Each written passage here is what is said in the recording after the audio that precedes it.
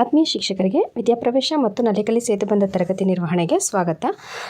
ಶಿಕ್ಷಕರೇ, ಈಗಾಗಲೇ ನೀವು ದಿನ 24ರಂದು ಏನು ಪ್ರತಿಬಿಂಬ ಮತ್ತು ನನ್ನ ಸಾಧನೆಗೆ ಸಂಬಂಧಿಸಿದಂತೆ ಈ ಕೆಳಕಂಡಂತೆ ಏನು ಕಲಿಕಾ ಫಲಗಳಿದೆಯೋ ಅವುಗಳಿಗೆ ಸಂಬಂಧಿಸಿದಂತೆ ನೀವು ಈಗಾಗಲೇ ಮಕ್ಕಳ ಒಂದು ಅವಲೋಕನವನ್ನು ಮಾಡಿರ್ತೀರ ಕಳೆದ ಶನಿವಾರ. ಇಂದು ದಿನ 25 ಅಂದರೆ ಸೋಮವಾರದ ದಿನದ ಒಂದು ಚಟುವಟಿಕೆಗಳಿಗೆ ನೋಡೋದಾದರೆ ಇಲ್ಲಿ ಕಳೆದ ಬಾರಿಯ 41ನೇ ದಿನ ಏನು ನಾವು ಚಟುವಟಿಕೆಯನ್ನು ನಿರ್ವಹಿಸಿದ್ವೋ ಆ ಒಂದು ದಿನಗಳಿಗೆ ಸಂಬಂಧಪಟ್ಟಂತೆ ಆ ದಿನದ ಚಟುವಟಿಕೆಗಳಿಗೆ ಸಂಬಂಧಪಟ್ಟಂತೆ ನಾವು ದಿನ 25ರಂದು ತರಗತಿ ನಿರ್ವಹಣೆ ಮಾಡಬೇಕಾಗತ್ತೆ. ಇಲ್ಲಿ ಕಳೆದ ಬಾರಿಯ ಒಂದು ಕೈಪಿಡಿಯಲ್ಲಿ ನೀವು ದಿನ 41 ಶುಕ್ರವಾರದಲ್ಲಿ ಏನು ಚಟುವಟಿಕೆಯನ್ನು ನಿರ್ವಹಿಸಿದ್ವೋ ಆ ಚಟುವಟಿಕೆಯನ್ನು ನೋಡಿಕೊಂಡು ಈ ದಿನದ ಒಂದು ಚಟುವಟಿಕೆಗಳನ್ನು ನಿರ್ವಹಣೆ ಮಾಡಬೇಕಾಗತ್ತೆ. ಎಂದಿನಂತೆ ಮೊದಲನೇ ಅವಧಿ ಶುಭಾಶಯ ವಿನಿಮಯ ಮತ್ತು ಮಾತುಕತೆ.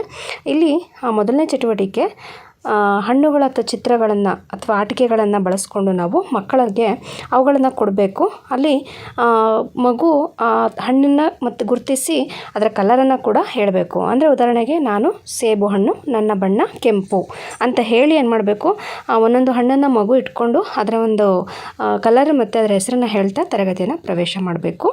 ಇದೇ ರೀತಿ ಎಲ್ಲ ಮಕ್ಕಳು ಕೂಡ ತರಗತಿಯನ್ನು ಪ್ರವೇಶ ಮಾಡೋ ರೀತಿಯಲ್ಲಿ ಚಟುವಟಿಕೆಯನ್ನು ನಿರ್ವಹಣೆ ಮಾಡಬೇಕಾಗತ್ತೆ. ತದನಂತರ ಹವಾಮಾನ ನಕ್ಷೆಯನ್ನು ಗುರುತು ಹಾಕಿಸ್ಬೇಕಾಗತ್ತೆ ಮಕ್ಕಳಿಂದ. ಈಗಾಗಲೇ ಹವಾಮಾನ ನಕ್ಷೆಯ ಬಗ್ಗೆ ನಾವು 4-5 ತರಗತಿಗಳಲ್ಲಿ ಚಟುವಟಿಕೆಯನ್ನು ನಿರ್ವಹಿಸಿದ್ದೇವೆ. ಸೊ ಇಲ್ಲಿ ಮಕ್ಕಳೇ ಹವಾಮಾನ ನಕ್ಷೆಯನ್ನು ಗುರುತು ಹಾಕಿಸ್ಬೇಕು, ಮಕ್ಕಳಿಂದ ಹವಾಮಾನ ನಕ್ಷೆಯನ್ನು ಗುರುತು ಹಾಕಿಸ್ಬೇಕಾಗತ್ತೆ. ತದನಂತರ 2 ಮತ್ತು 3ನೇ ತರಗತಿ ಮಕ್ಕಳಿಗೆ ಕನ್ನಡ ಅವಧಿಯಲ್ಲಿ ಸೇತುಬಂಧ ಚಟುವಟಿಕೆಯನ್ನು ನಿರ್ವಹಣೆ ಮಾಡಲಿಕ್ಕೆ ಇಲ್ಲಿ ಅವಕಾಶವನ್ನು ಮಾಡಿಕೊಟ್ಟು ಮಾರ್ಗದರ್ಶನ ನೀಡಿ ತದನಂತರ 1ನೇ ತರಗತಿಗೆ ಮಾತುಕತೆ ಅವಧಿಯ ಚಟುವಟಿಕೆಯನ್ನು ನಿರ್ವಹಿಸಬೇಕು. ಇನ್ನು ಮಾತುಕತೆ ಚಟುವಟಿಕೆಗೆ ಸಂಬಂಧಪಟ್ಟಂತೆ ಇಲ್ಲಿ ಸ್ಟೋರಿ ಟಾಕ್ ಅಂತೇಳಿ ಒಂದು ಚಟುವಟಿಕೆಯನ್ನು ನಿರ್ವಹಣೆ ಮಾಡಬೇಕು. ಇಲ್ಲಿ ದೈನಂದಿನ ದಿನಚರಿಗಳ ಚಿತ್ರಕಾರ್ಡ್ಗಳನ್ನು ಬಳಸ್ಕೊಂಡು ನೀವು ಈ ಒಂದು ಚಟುವಟಿಕೆ ನಿರ್ವಹಿಸಬೇಕು. ಏನಂದರೆ ಉದಾಹರಣೆಗೆ ಇಲ್ಲಿ ಯಾವ್ದಾದ್ರು ಒಂದು ಮಗುವಿನ ಬಗ್ಗೆ ಸ್ಟೋರಿ ಹೇಳೋ ರೀತಿಯಲ್ಲಿ ನಾವು ಹೇಳ್ಬೋದು. ಉದಾಹರಣೆಗೆ ನೋಡಿ, ರೀನಾ ಬೆಳಗ್ಗೆ ಬೇಗ ಎದ್ದು ಹಲ್ಲುಜ್ಜುತ್ತಾಳೆ, ನಂತರ ಸ್ನಾನ ಮಾಡುತ್ತಾಳೆ, ನಂತರ ಶುಭ್ರವಾದ ಬಟ್ಟೆಯನ್ನು ಧರಿಸಿ ಶಾಲೆಗೆ ರೆಡಿ ಆಗ್ತಾಳೆ. ಈ ರೀತಿಯಲ್ಲಿ ಕೆಲವೊಂದು ಅಂದರೆ ದಿನನಿತ್ಯದ ಚಟುವಟಿಕೆಗಳಿಗೆ ಸಂಬಂಧಪಟ್ಟಂತೆ ಕಥೆ ರೂಪದಲ್ಲಿ ನಾವು ಮಕ್ಕಳಿಗೆ ಹೇಳಿ ಅಲ್ಲಿ ಮಗು ಏನು ಮಾಡುತ್ತೆ ಅಂತೇಳಿ ಆ ಮಗುನ ಪ್ರಶ್ನೆ ಮಾಡೋದು. ಅಂದರೆ ನೀನು ಎಷ್ಟೊತ್ತಿಗೆ ಹೇಳ್ತೀಯಾ, ಎದ್ದ ನಂತರ ಏನೇನು ಮಾಡ್ತೀಯಾ, ಮತ್ತು ದಿನಚರಿ ಶಾಲೆಗೆ ಎಷ್ಟೊತ್ತಿಗೆ ಹೊರಡ್ತೀಯಾ, ತಿಂಡಿ ಯಾವಾಗ ತಿಂತೀಯಾ, ಈ ರೀತಿಯಾದ ಪ್ರಶ್ನೆಗಳನ್ನು ಮಕ್ಕಳಿಂದ ಕೇಳಿ ಉತ್ತರವನ್ನು ಪಡೆಯೋದ್ರ ಮೂಲಕ ಈ ಒಂದು ಚಟುವಟಿಕೆಯನ್ನು ನಿರ್ವಹಣೆ ಮಾಡಬೇಕಾಗತ್ತೆ. ಇನ್ನು 2ನೇ ಅವಧಿ ನನ್ನ ಸಮಯ. ಈ ನನ್ನ ಸಮಯದ ಅವಧಿಯಲ್ಲಿ ಈಗಾಗಲೇ ನಾವು 23ನೇ ದಿನದಲ್ಲಿ ನಾವು ಕಲಿಕಾ ಸ್ಥಳಗಳಲ್ಲಿ ಹೊಸ ಚಟುವಟಿಕೆಗಳನ್ನು ಹೇಳ್ಕೊಟ್ಟಿದ್ವಿ. ಸೊ ಈ ದಿನ ನಾವು ಅಲ್ಲಿಂದ ಅವಕಾಶ ಸಿಕ್ಕಿರಲಿಲ್ಲ ನಮಗೆ ಕಲಿಕಾ ಸ್ಥಳಕ್ಕೆ ಬಿಡಲಿಕ್ಕೆ. ಸೊ ಈ ದಿನದಲ್ಲಿ ನಾವೇನು ಮಾಡಬೇಕು, ಆ ಹೊಸ ಚಟುವಟಿಕೆಗಳನ್ನು ನಿರ್ವಹಣೆ ಮಾಡಲಿಕ್ಕೆ ಕಲಿಕಾ ಸ್ಥಳಗಳಲ್ಲಿ ಮಕ್ಕಳನ್ನು ತೊಡಗಿಸ್ಕೊಂಡು ಮಾರ್ಗದರ್ಶನವನ್ನು ಮಾಡಬೇಕಾಗತ್ತೆ. ಇಲ್ಲಿಗೆ 2 ಅವಧಿಗಳು ಮುಕ್ತಾಯ ಆಗುತ್ತೆ. ತದನಂತರ 2 ಮತ್ತು 3ನೇ ತರಗತಿ ಮಕ್ಕಳಿಗೆ ಕನ್ನಡ ಅವಧಿಯಲ್ಲಿ ಮುಗಿದ ನಂತರ ಕನ್ನಡ ಅವಧಿಗೆ ಸಂಬಂಧಪಟ್ಟಂತೆ ಕರೆಕ್ಷನ್ ಮಾಡಿ ದಿನಚರಿಯನ್ನು ಮೇಂಟೈನ್ ಮಾಡಿ ತದನಂತರ ಗಣಿತ ಸೇತುಬಂಧಕ್ಕೆ ಸಂಬಂಧಪಟ್ಟಂತೆ ನಾನು ಆಗಲೇ ಹೇಳಿದಾಗೆ ಪೂರಕ ಚಟುವಟಿಕೆಗಳನ್ನು ಕೊಡ್ಬೋದು, ಅಥವಾ ಸೇತುಬಂಧ ಇನ್ನೂ ಮುಗ್ದಿಲ್ಲ ಅಂದರೆ ಅದನ್ನೇ ಕಂಟಿನ್ಯೂ ಮಾಡ್ಬೋದು. ಇನ್ನು 3ನೇ ಅವಧಿ ಬುನಾದಿ ಸಂಖ್ಯಾ ಜ್ಞಾನ. ಈ ಅವಧಿಯಲ್ಲಿ ಯೋಚನಾ ಪೆಟ್ಟಿಗೆ ಅಂತೇಳಿ ಒಂದು ಚಟುವಟಿಕೆಯನ್ನು ನೀಡಿದ್ದಾರೆ. ಇಲ್ಲಿ ಒಂದು ಕಥೆಯನ್ನು ಕೊಡಲಾಗಿದೆ. ಈ ಕಥೆಗೆ ಸಂಬಂಧಪಟ್ಟಂತೆ ಇಲ್ಲಿ ಏನು ಮಾಡಬೇಕು ಅಂದರೆ ಮಿಂಚುಪಟ್ಟಿಗಳನ್ನ ಬಳಸ್ಕೋಬೇಕು, ಅಥವಾ ಚಿತ್ರಗಳಿದ್ದರೆ ನೀವು ಅದನ್ನು ಉಪಯೋಗಿಸ್ಕೋಬೋದು. ಇಲ್ಲಿ ನರಿ ಮತ್ತು ಆಮೆ ಕಥೆಯನ್ನು ತಗೊಂಡಿದ್ದಾರೆ. ನಿಮಗೆ ಅಲ್ಲಿ ಚಿತ್ರ ಸಹಿತ ಕಥೆ ಇರುವಂಥದ್ದು ಯಾವುದಾದ್ರೂ ಒಂದು ಕಾರ್ಡ್ ಸಿಕ್ಕಿದ್ರೆ ಆ ಕಾರ್ಡ್ಗಳನ್ನು ನೀವೇನು ಮಾಡಬೇಕು ಅಂದರೆ ಕ್ರಮವಾಗಿ ಕಟ್ ಮಾಡಬೇಕು. ಒಂದೊಂದು ಸಂಭಾಷಣೆ ಇರುವಂತಹ ಚಿತ್ರಗಳಿರುತ್ತಲ್ಲ, ಆ ಥರದ ಚಿತ್ರಕಥೆಯನ್ನು ತಗೋಬೇಕಾಗುತ್ತೆ. ಅವನ್ನ ಕಟ್ ಮಾಡಿ ಆ ಮಗು ಯಾವುದಾದ್ಮೇಲೆ ಯಾವ ಸಂಭಾಷಣೆ ಬರುತ್ತೆ ಅನ್ನೋದನ್ನು ಅನುಕ್ರಮವಾಗಿ ಜೋಡಿಸ್ಬೇಕು. ಉದಾಹರಣೆಗೆ ಇಲ್ಲಿ ಅಂದರೆ ಇಲ್ಲಿ ಉದಾಹರಣೆಗೆ ನೀವು ಕಾಗೆ ಮತ್ತು ಬಾಯಾರಿದ ಕಾಗೆ ಒಂದು ಕಥೆಯನ್ನು ಹೇಳ್ತೀನಿ. ಅಲ್ಲಿ ಕಾಗೆ ಒಂದು ನೀರನ್ನು ಹರಿಸುತ್ತಾ ಬಂದಿತ್ತು, ದೂರದಲ್ಲಿ ಹೂಜಿಯೊಂದನ್ನು ಕಂಡಿತು. ಈ ರೀತಿ ಅದಕ್ಕೆ ಸಂಬಂಧಪಟ್ಟಂತಹ ಚಿತ್ರಕಥೆ ಅಂದರೆ ಚಿತ್ರ ಇರಬೇಕು, ಜೊತೆಗೆ ಸಂಭಾಷಣೆ ಎರಡೂ ಇರುವಂತಹ ಚಿತ್ರಕಥೆಗಳಿರುವಂತಹ ಒಂದು ಕಾರ್ಡ್ ನಿಮಗೆ ಸಿಕ್ಕಿದ್ರೆ ಅದನ್ನು ಕಟ್ ಮಾಡಬೇಕು. ಒಂದೊಂದು ಸಂಭಾಷಣೆ ಮತ್ತು ಚಿತ್ರ ಇರುವಂಥದ್ದನ್ನು ಕಟ್ ಮಾಡಿ ಅದನ್ನು ಕ್ರಮವಾಗಿ ಜೋಡಿಸುವಂತಹ ವಿಧಾನದಲ್ಲಿ ನಾವೇನು ಮಾಡಬೇಕಾಗತ್ತೆ, ಈ ಒಂದು ಚಟುವಟಿಕೆಯನ್ನು ನಿರ್ವಹಿಸಬೇಕಾಗತ್ತೆ. ಇಲ್ಲಿ ಕೊಟ್ಟಿರುವಂಥ ಚಟುವಟಿಕೆ ಕಥೆಯನ್ನೇ ಬಳಸ್ಕೋಬೇಕು ಅಂತೇನಿಲ್ಲ. ನಿಮ್ಮಲ್ಲಿ ಅಲ್ಲಿ ಯಾವುದು ಸಂಭಾಷಣೆ ವಿತ್ ಚಿತ್ರ ಇರುವಂತಹ ಕಥೆ ಇರುತ್ತೋ ಅದನ್ನೇ ನೀವು ಈ ಚಟುವಟಿಕೆಗೆ ಬಳಸ್ಕೋಬಹುದು. ಇನ್ನು ನೆಕ್ಸ್ಟ್ ಅವಧಿ ಸೃಜನಶೀಲ ಕಲೆ. ಇಲ್ಲಿ ಕ್ಲೇ ಮತ್ತು ಮಣ್ಣು ಅಥವಾ ಕಲಸಿದ ಗೋಧಿ ಹಿಟ್ಟಿನಿಂದ ಅಚ್ಚು ತೆಗೆಯೋದು ಅಂತೇಳಿ ಕೊಟ್ಟಿದ್ದಾರೆ. ಇದಕ್ಕೆ ಪೂರಕವಾದಂಥ ವಿಡಿಯೋ ಇದೆ, ಇದನ್ನು ನೀವು ಮಾಡ್ಬೋದು. ಜೊತೆಗೆ ಇಲ್ಲಿ ನೀವು ಕ್ಲೇನ ಬಳಸ್ಕೋಬೋದು, ಬಣ್ಣ ಬಣ್ಣದ ಕ್ಲೇ ಸಿಗುತ್ತೆ ಅಂಗಡಿಗಳಲ್ಲಿ, ಅದನ್ನಾರು ಬಳಸ್ಕೋಬೋದು. ಅಥವಾ ಅದಿಲ್ಲ ಅಂದರೆ ನೀವು ಕಲಸಿದಂತಹ ಗೋಧಿ ಹಿಟ್ಟು ಅಥವಾ ಮೈದಾ ಹಿಟ್ಟನ್ನು ಬಳಸ್ಕೊಂಡು ಮಾಡ್ಬೋದು. ನಾನಿಲ್ಲಿ ಗೋಧಿ ಹಿಟ್ಟನ್ನು ಬಳಸ್ಕೊಂಡು ನಾನು ಅಚ್ಚು ತೆಗೆಯುವಂಥ ವಿಧಾನವನ್ನು ವಿಡಿಯೋದ ಮೂಲಕ ತೋರಿಸಿದೆ. ನೀವು ಅದೇ ರೀತಿಯಲ್ಲಿ ನಿರ್ವಹಣೆ ಮಾಡಬಹುದು. ಇಲ್ಲಿ ನಾನು ಕಲಸಿದ ಗೋಧಿ ಹಿಟ್ಟನ್ನು ತೆಗೆದುಕೊಂಡಿದ್ದೀನಿ. ಅದನ್ನು ಚಪಾತಿ ರೀತಿಯಲ್ಲಿ ಸ್ವಲ್ಪ ದಪ್ಪನಾಗಿ ಲಟ್ಟಿಸ್ಕೋಬೇಕು. ತದನಂತರ ಅಲ್ಲಿ ಪಕ್ಕದಲ್ಲಿ ಕೆಲವೊಂದು ಶೇಪ್ಸ್ಗಳನ್ನ ಇಟ್ಟಿದ್ದೀನಿ. ಅವುಗಳನ್ನ ಅದರ ಮೇಲೆ ಏನು ಮಾಡಬೇಕು, ಒತ್ತಿ ಅದನ್ನು ಕಟ್ ಮಾಡಿ ತೆಗಿಬೇಕು. ಅದು ವಿಡಿಯೋದಲ್ಲಿ ತೋರಿಸಿದ್ದೀನಿ, ನೀವು ಅದೇ ರೀತಿಯಲ್ಲಿ ನಿರ್ವಹಣೆ ಮಾಡಿ. ಅಲ್ಲಿ ಅಂದರೆ ಹಿಟ್ಟಿನಿಂದ ಅಥವಾ ಇದಕ್ಕೆ ಕ್ಲೇನ ಕೂಡ ನೀವು ಬಳಸ್ಕೋಬಹುದು.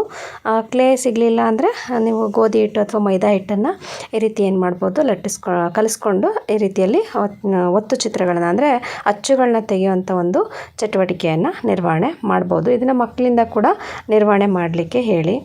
ತದನಂತರ ಈ ಶೇಪ್ಗಳೇನು ಬರುತ್ತೋ ಅದನ್ನು ತೆಗೆದು ಅದನ್ನು ಒಣಗಿಸಿಟ್ರೆ ಅಲ್ಲಿ ಮಕ್ಕಳಿಗೆ ಅದನ್ನು ಆಟಿಕೆಗಳಾಗೂ ಕೂಡ ನಾವಲ್ಲಿ ಉಪಯೋಗಿಸ್ಕೋಬಹುದಾಗಿರುತ್ತೆ.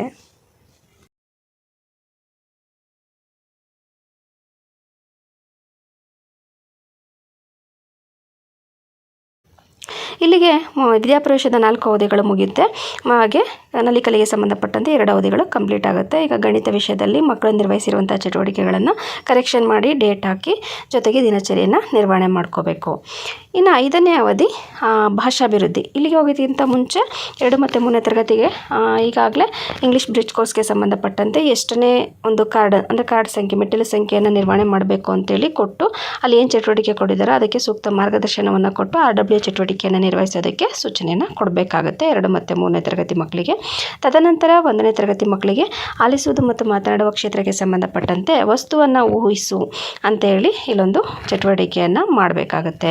ಇಲ್ಲಿ ಚಟುವಟಿಕೆಯಲ್ಲಿ ಒಂದು ಬ್ಯಾಗಲ್ಲಿ ಅಥವಾ ಒಂದು ಚೀಲದಲ್ಲಿ ಅನೇಕ ವಸ್ತುಗಳನ್ನ ಇಡಬೇಕು. ಇಲ್ಲಿ ಕಣ್ಮುಚ್ಕೊಂಡು ಮಗು ಏನು ಮಾಡಬೇಕು, ಆ ಬ್ಯಾಗ್ನಲ್ಲಿರುವಂಥ ಒಂದು ವಸ್ತುವನ್ನು ಸ್ಪರ್ಶಿಸಿ ಅಂದರೆ ಮುಟ್ಟಿ ನೋಡಿ ಅದು ಯಾವ ಆಕಾರದಲ್ಲಿದೆ, ಅದು ಚಿಕ್ಕದೋ ದೊಡ್ಡದೋ ಅಥವಾ ಅದು ಗಟ್ಟಿಯಾಗಿದೆಯಾ ಮೃದುವಾಗಿದೆಯಾ ಅಂತ ಹೇಳಿ ಅದನ್ನು ಪ್ರಶ್ನೆಗಳನ್ನ ಕೇಳೋದ್ರ ಮೂಲಕ ಆ ವಸ್ತು ಯಾವುದು ಅಂತೇಳಿ ಅಂದರೆ ಆ ವಸ್ತುವಿನ ಹೆಸರನ್ನು ಹೇಳೋ ರೀತಿಯಲ್ಲಿ ಚಟುವಟಿಕೆಯನ್ನು ನಿರ್ವಹಿಸಬೇಕು. ಇಲ್ಲಿ ಈ ಚಟುವಟಿಕೆಯನ್ನು ನಿರ್ವಹಿಸಬೇಕಾದ್ರೆ ಮಗು ಕಣ್ಮುಚ್ಚಿರಬೇಕು.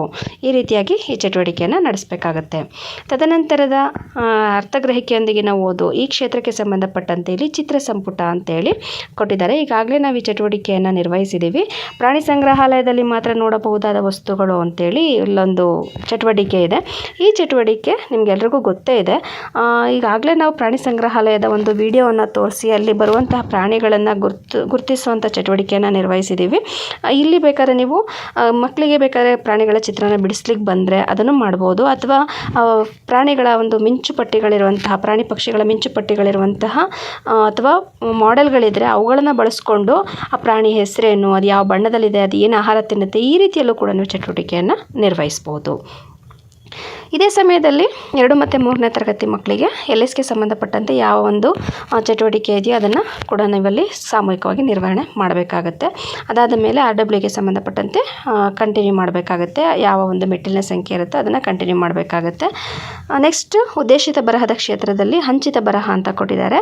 ಇಲ್ಲಿ ಹಂಚಿತ ಬರಹದಲ್ಲಿ ಇಲ್ಲಿ ಕೊಟ್ಟಿರುವಂಥ ವಿಷಯ ನಮ್ಮ ಊರು ಅಂತೇಳಿ. ಅಂದರೆ ಹಂಚಿತ ಬರಹ ಅಂದರೆ ಒಂದು ವಿಷಯವನ್ನು ಕೊಟ್ಟು ಅದರ ಬಗ್ಗೆ ಮಗು ಏನು ಮಾಡಬೇಕು ಅಂದರೆ ಏನಾದರೂ ಬರೀಬಹುದು ಅಥವಾ ಅದರ ಬಗ್ಗೆ ಮಾತನಾಡುವಂಥ ಕೂಡ ನಾವು ಚಟುವಟಿಕೆಯನ್ನು ಇಲ್ಲಿ ನಿರ್ವಹಣೆ ಮಾಡಬಹುದು.